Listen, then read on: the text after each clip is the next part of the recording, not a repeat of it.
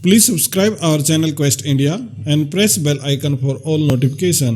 नमस्कार दोस्तों, आज बात करेंगे विजाग गैस लीक मामले के बारे में। देखिए, जब भी हम गैस लीक के मामले में बात करते हैं तो हमें भोपाल गैस ट्रेजेडी को नहीं भूलना चाहिए। 1984 के अंदर ये घटना घटी और इंडस्ट्रियल किसी हादसे के बारे में देखा जाए तो सबसे बड़ा इंडस्ट्रियल हादसा था ये 1984 में। परंतु 36 साल बीत गए हैं और 36 साल के बाद में हमने क्या सीखा, ये सबसे बड़ा प्रश्न उठता है। क्योंकि विजाग गैस लीक जो हादसा हुआ है ये कोई छोटा नहीं है, बहुत बड़ा है। यहाँ पे 12 लोगों की डेथ हो गई है, 1000 आदमी हॉस्पिटलाइज हैं और वो जिंदगी और मौत के बीच में जूझ रहे हैं। उनमें से पता नहीं कितने वो बच पाएंगे और कितने वो इस हादसे का शिकार हो जाएंगे। परंतु एक सीधी सी बात तो ये जरूर आती है कि यदि गैस लीक होती है तो सामान्य तौर पे देखा जाए तो प्रोटोकॉल को फॉलो नहीं किया गया होगा। और सबसे बड़ी दुख की बात यह है कि 10 तारीख को MHA की तरफ से और NDMA की तरफ से नई प्रोसीजर और गाइडलाइन आती है कि जो इंडस्ट्री 1 महीने से ज़्यादा समय तक बंद पड़ी हैं उनको यदि रीओपन करना है, रीस्टार्ट करना है तो उनके लिए प्रोसीजर और गाइडलाइन इतनी लेट आती हैं। और ये MHA यानी कि मिनिस्ट्री ऑफ होम अफेयर्स यदि पहले कर देती तो शायद इतने लोगों की जान बच पाती। परंतु बात यह है कि क्या इंडस्ट्री ने जो LG पॉलीमर है, सबसे पहले तो हमें ये जान लेना चाहिए कि हादसा कहाँ पे हुआ। आंध्र प्रदेश के अंदर एक सिटी है विशाखापट्टनम, इसको शॉर्ट में विजाग कहते हैं, इसीलिए इसको विजाग गैस लीक मामले को बताया जाता है। और विशाखापट्टनम से यानी कि विजाग से अप्रोक्सीमेटली 15-16 किलोमीटर दूर एक प्लांट है जिसका नाम है LG पॉलीमर। अब LG जो आपने नाम सुना होगा, एक बहुत बड़ा ब्रांड यानी कि साउथ कोरिया की एक कंपनी है। सैमसंग और LG को हम कई बार इलेक्ट्रॉनिक सामान के लिए कंपेयर करते हैं, उसी का LG का ये प्लांट है। और इस प्लांट के अंदर 44 दिन के लॉकडाउन के बाद जब इसको रिस्टार्ट करने की कोशिश की जा रही थी यानी कि रेडी किया जा रहा था प्लांट को, तो उस समय गैस लीक हो जाती है। तो आज इसके बारे में कंप्लीट बात करेंगे कि कौन सी तो ये गैस है और किस प्रकार ये हादसा हुआ, इसके प्रमुख कारण कौन से हो सकते हैं यानी कि संभावित कारण इसके कौन से हो सकते हैं, इसके बाद में इसके शॉर्ट टर्म इफेक्ट्स क्या होंगे और इसके लॉन्ग टर्म इफेक्ट्स क्या होंगे। आज इसके बारे में कंप्लीट बात करते हैं और इसका पूरा जानने के लिए आप बने रहिए हमारे साथ।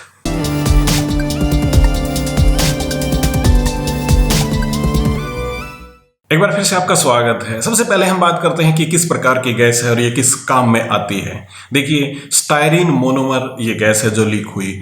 परंतु हमें ये समझना होगा कि ये गैस सीधे तौर पे देखा जाए तो हानिकारक नहीं है, परंतु जब ये ऑक्सीजन के साथ में जाके रिएक्शन करती है तो इंसानों के लिए बहुत ज़्यादा हानिकारक हो सकती है।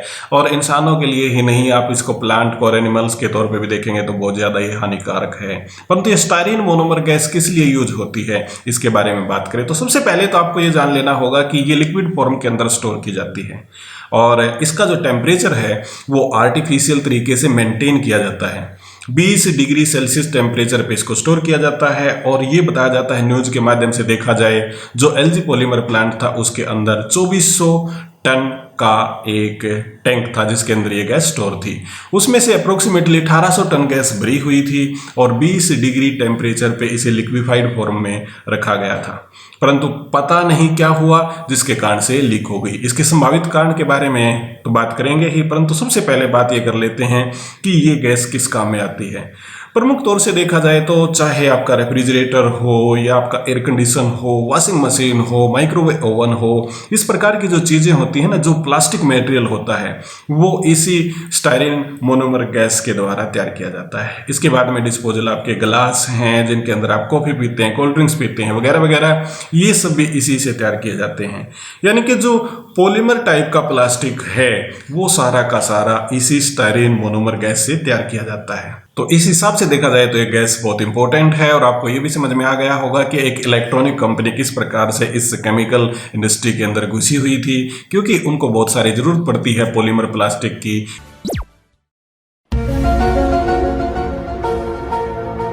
सबसे बड़ी बात हमारे सामने ये है कि इसके प्रमुख कारण यानी कि संभावित कारण क्या रहे होंगे गैस लीक होने के। देखिए इसके 2-3 कारण हो सकते हैं जिसके कारण ये गैस लीक हुई है। वास्तव में तो इसका पता चलेगा इंक्वायरी के बाद में, जब फुल फ्लैश इंक्वायरी इसकी हो जाएगी तो ये गैस किस प्रकार से लीक हुई।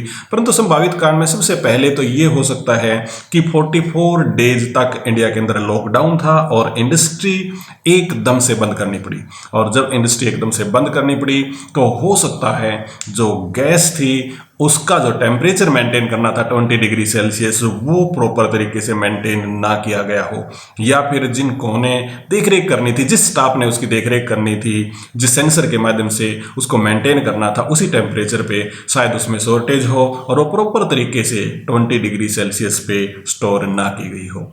यदि टेम्परेचर बढ़ेगा तो ये गैस इवापोरेट होती है, तो इस प्रकार से हो सकता है कि टेम्परेचर 20 डिग्री सेल्सियस से ज़्यादा हो गया हो।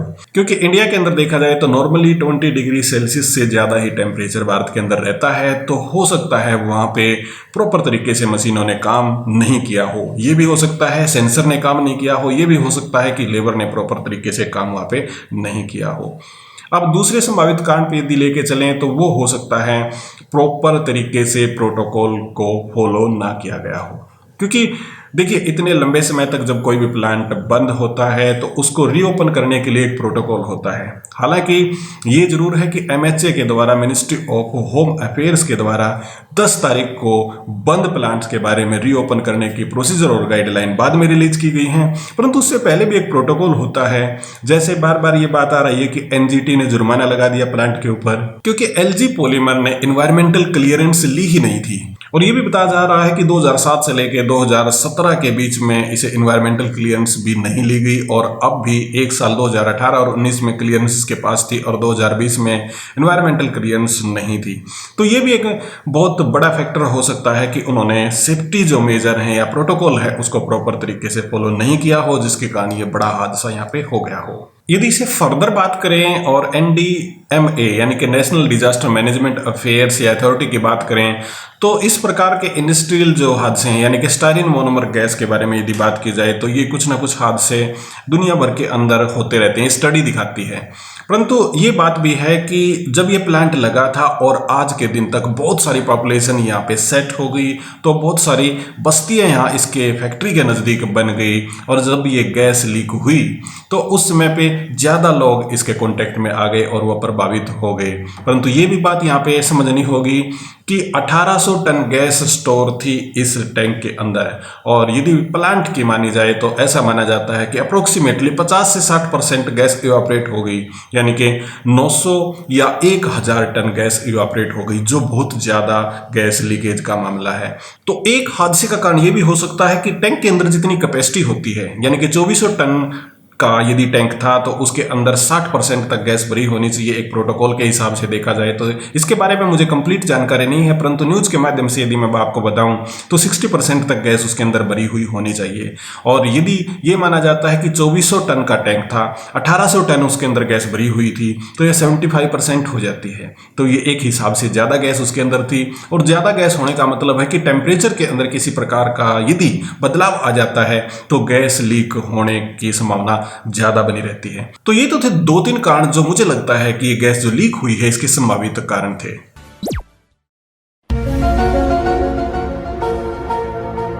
यदि बात की जाए शॉर्ट टर्म की यानी कि गैस रिलीज हुई और उसके तुरंत प्रभाव किस प्रकार के होंगे लोगों के ऊपर, तो ये यदि देखा जाए तो लोग बेहोश हो रहे हैं और लोगों को सांस लेने में तकलीफ हो रही है, उनके जो लंग्स हैं वो ब्लॉक हो रहे हैं। तो इसी कारण तो अप्रोक्सीमेटली 11 और 12 लोग अपनी जान गंवा बैठे हैं यहाँ पे। और इसके साथ में बाकी चीज़ देखी जाए तो पेट दर्द उनको हो सकता है, उनके साथ में उल्टियाँ उनको आ सकती हैं, सांस लेने में तकलीफ उनको महसूस होती है, और उनको चक्कर आना महसूस हो सकता है, या फिर वो अनकॉन्शियस हो सकते हैं। तो इस प्रकार की सिचुएशन होती है तुरंत। हालांकि गवर्नमेंट इसके बारे में काम कर रही है, और ये भी बताया जा रहा है कि गुजरात से एक गैस 500 टन के आसपास गैस मंगवाई गई है, ताकि जो स्टायरीन मोनोमर गैस है इसके इफेक्ट को कम किया जा सके, इसको न्यूट्रलाइज किया जा सके इस एरिया में जो विशाखापट्टनम के नज़दीक ये प्लांट है उस एरिया के अंदर।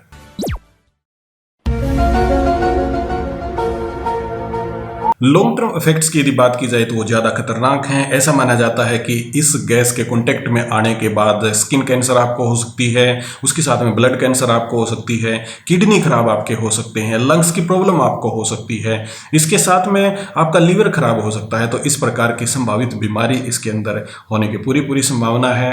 हालांकि सियोल के अंदर बात की जाए, जो साउथ कोरिया है उसकी कैपिटल है, वहाँ पे एलजी का हेड ऑफिस है, उन्होंने कहा है कि हम सरकार की इंक्वायरी में पूरा योगदान कर रहे हैं और हम गवर्नमेंट के साथ हैं और हर पहलू में साथ हैं। मतलब उनका कहने का मतलब ये है कि हम एडमिनिस्ट्रेशन के साथ भी हैं और सभी प्रकार की इंक्वायरी में हेल्प कर रहे हैं और लोगों के साथ भी हैं जो इससे प्रभावित हुए हैं, यानी कि उनको कंपनसेशन देने में उस प्रकार से हेल्प कर रहा है एलजी पॉलीमर। इसके साथ में मैं एक चीज़ और आपको बताना चाहता हूं, एनजीटी ने 50 करोड़ का जुर्माना भी लगाया है क्योंकि एनवायरमेंट क्लियरेंस एलजी पॉलीमर ने यहाँ पे नहीं लिया था। यहाँ पे एक बात और आपको बतानी होगी, जब 21-22 साल पहले ये प्लांट यहाँ पे इस्टेब्लिश किया गया था उस समय पे एलजी के पास यह नहीं था। इसके 2-3 ओनर्स इसके बदलते रहे हैं, समय के साथ शायद प्लांट को इतना अपग्रेड नहीं किया गया। इसके ऊपर हो सकता है इन्वेस्टमेंट भी सही और प्रॉपर तरीके से ना हुई हो। ये सारा कुछ इंक्वायरी के बाद में पूरी तफसील जब हो जाएगी उसके बाद में पता चलेगा। परंतु ये था आज का हमारा content related to Vizag gas leak. उम्मीद करता हूँ ये आपको पसंद आया होगा।